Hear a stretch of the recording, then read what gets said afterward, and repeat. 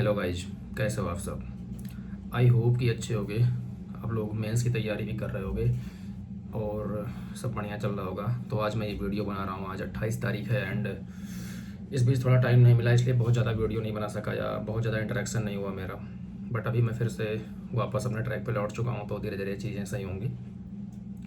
तो इसी पे बात करते हैं कि आंसर राइटिंग शुरू कैसे करते हैं। लोग क्या करते हैं ना, कहते हैं पढ़ तो सब लिया है बट आंसर राइटिंग नहीं हो पाती सर, पता ही नहीं चलता शुरू कहाँ से करना है। तो पहले हम इस प्रॉब्लम को सॉल्व करते हैं, उसके बाद आगे आंसर राइटिंग बेटर कैसे लिखते हैं एंड सारी चीज़ें जो भी आती रहती हैं उस पर हम लोग बात करते हैं अगले वीडियोज़ में। तो अगर चैनल आपने सब्सक्राइब नहीं कर रखा है तो कर लीजिए, शेयर कीजिए अपने दोस्तों को, क्योंकि ये सबके लिए हेल्पफुल है जो लोग यूपीएससी या स्टेट पीसीएस में लगे हुए हैं।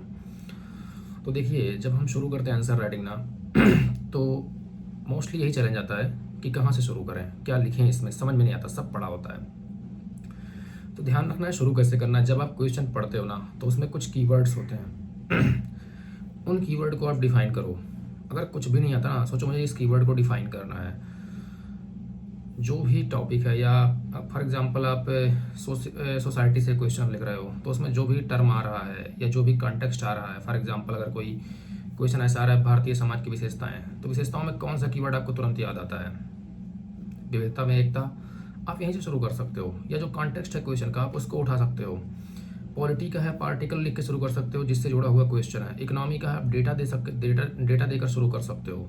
एथिक्स का है, आप कीवर्ड को डिफाइन करके शुरू कर सकते हो। ऐसे डिफरेंट टॉपिक में जो भी कीवर्ड है वो डिफाइन करना है। अगर कीवर्ड नहीं है तो उसका कॉन्टेक्स्ट उठा के लाना है। जैसे पूछ लेता है कि भारत में जलाभाव एक सतत चली आ रही समस्या, इसका समाधान कैसे करें। अब जलाभाव आप नहीं बता सकते, जलाभाव की परिभाषा आप लिख सकते हो, इसकी परिभाषा है टेक्निकली नीति आयोग ने दिया है, लेकिन आपको हो सकता है याद ना हो। तो आप कुछ एग्जाम्पल दे सकते हो जिन शहरों में जलाभाव की समस्या है, जैसे दिल्ली में, बेंगलुरु में, चेन्नई में, महाराष्ट्र में, जहाँ भी जलाभाव की समस्या हाल फिलहाल में देखी है। लिख सकते हो कि अभी हाल के समय में इन शहरों में जलाभाव की समस्या देखी गई और आने वाले समय में यह और भी गंभीर हो सकती है, ऐसा करके। तो जब भी आप ऐसे क्वेश्चन लिखोगे ना तो आपका एक स्टार्टिंग शुरू हो जाएगा। अब आप लिस्ट करोगे नीचे जलाभाव की समस्या के कारण, वो कहाँ से आएगा, कारण लिखना है या क्या लिखना है, ये डिफाइन करेगा जो उसका डिस्कस, कमेंट, एनालाइज करके वर्ड है वो, है ना। तो अगर इस डिस्कस, कमेंट और एनालाइज का अगर आपको मीनिंग नहीं पता तो आप नहीं लिख पाओगे। तो इसके मीनिंग क्या होते हैं, एक एक टर्म के मीनिंग एक एक वीडियो में 5-5, 6-6 मिनट में मैं एग्जाम्पल देके डिफाइन करूँगा आने वाले वीडियोज़ में। तो आपको वहाँ शुरू करना है। अगर आपको नहीं पता कहाँ से करना तो लिखो जो भी समझ में आता है इस आंसर में, और किसी भी अप्रोच आंसर से, किसी भी कोचिंग के मॉडल आंसर से आप मैच करा लो, जिससे आपको ये पता हो जाएगा कि अच्छा ये ऐसे हो सकता है। उसके बाद में जहाँ भी ऐसी चीज़ें आती हैं जहाँ पे समस्या की बात की जाती है, उन आंसर में समाधान जरूर देना है। 30% एरिया, 30% स्पेस आप समाधान देने में करो, भले ही क्वेश्चन में ना पूछा हो। इससे प्रॉब्लम सॉल्विंग अप्रोच आपका दिखाई देगा। और अगर आप नहीं करते हो ना तो लगेगा बस आप प्रॉब्लम गिनाने आओगे एडमिनिस्ट्रेशन में, आपके पास सॉल्यूशन नहीं है। तो आपको ऐसे करना है। इसके साथ ही जब आप कंक्लूजन में जाओगे ना तो कंक्लूजन में आपको हमेशा सजेस्टिव कंक्लूजन देना है कि फ्यूचरिस्टिक क्या फ्यूचर में क्या हो सकता है। इसके अलावा गवर्नमेंट पॉलिसी से अलाइन कर सकते हो आप, या गवर्नमेंट गोल से, संवैधानिक गोल से, जो लक्ष्य है संविधान के, उससे अलाइन कर सकते हो आप। ऐसे करके आप लिख सकते हो। लेकिन ध्यान रखना है कि हमेशा कुछ भी नहीं लिखना है, जो भी क्वेश्चन में पूछा जाए वो लिखना है। क्वेश्चन में क्या पूछा गया ये आपको कैसे पता चलेगा? जब भी आप क्वेश्चन ध्यान से पढ़ते हो तो उसके कीवर्ड, उसके कॉन्टेक्स्ट, उसके डिमांड को अंडरलाइन कर लो।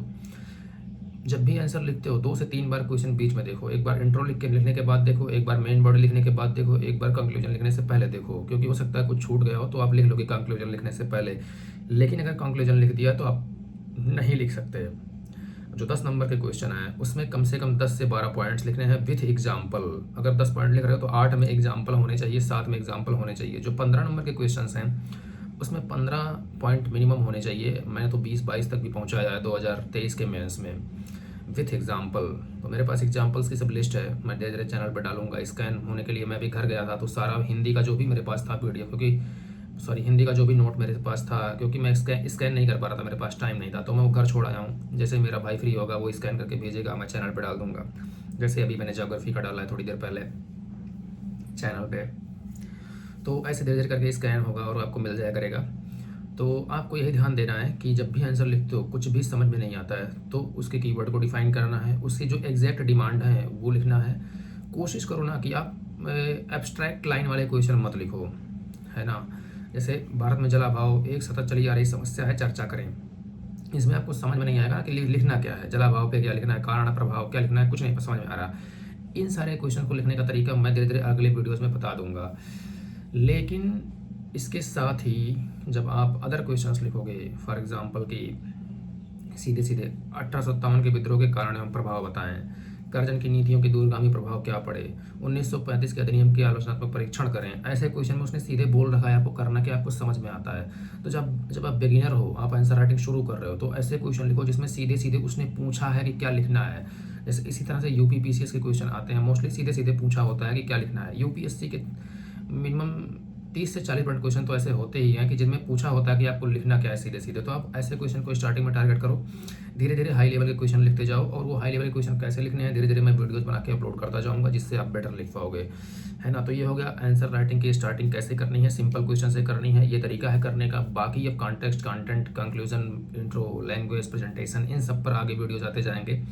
मैं कॉन्टेक्स्ट वाली सीरीज सबसे लास्ट में शुरू करूंगा। इसका कारण ये है कि उसमें डिस्कस, कमेंट, ये सब है। कॉन्टेक्स्ट का एक वीडियो मैं बना दूंगा एक्चुअली, कि आप कॉन्टेक्स्ट कैसे समझोगे, लेकिन ये डिस्कस, एनालाइज, कमेंट, ये सारे जो एरिया के वीडियो हैं वो मैं तब शुरू करूंगा जब मैं सारे 6 डायमेंशन आंसर के डिस्कस कर चुका होऊंगा, बता चुका हूँगा। यानी अगले 6 वीडियोज़ तक मैं आंसर राइटिंग के सारे डायमेंशन बता दूंगा। उसके आगे जो 15 से 20 वीडियो आएंगे आंसर राइटिंग पे, वो उन कीवर्ड्स के होंगे जो क्वेश्चन के बाद लिखे होते हैं, चर्चा कर रहे हैं, डिस्कस कर रहे हैं, ऐसे सारे टर्म जो होते हैं उसका मतलब क्या है, उसमें लिखना क्या है।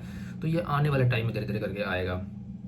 तो देखते हैं, मैं चाहूँगा कि 20 से 25 जुलाई तक सारी वीडियोस डाल दूँ, क्योंकि उसके बाद डालने का कोई मतलब भी नहीं होगा। जो लोग मेंस लिख रहे हैं उनके लिए थोड़ी प्रॉब्लम आ सकती है, लेकिन 2025 में उनके लिए काफ़ी फ़ायदा होगा, क्योंकि वो प्रैक्टिस कर सकते हैं। तो मिलते हैं अगले वीडियोज़ में। अगर आपने चैनल को सब्सक्राइब नहीं कर रखा है तो कर लीजिए, शेयर कर दीजिए अपने दोस्तों के साथ जिन्हें भी ऐसी समस्या आ रही है आंसर राइटिंग की। और मैं अब फिर से शुरू कर दिया है काम, तो धीरे धीरे करता रहूँगा। एंड मस्त रहिए आप लोग, पढ़ते रहिए। मिलते हैं अगले वीडियो में, धन्यवाद।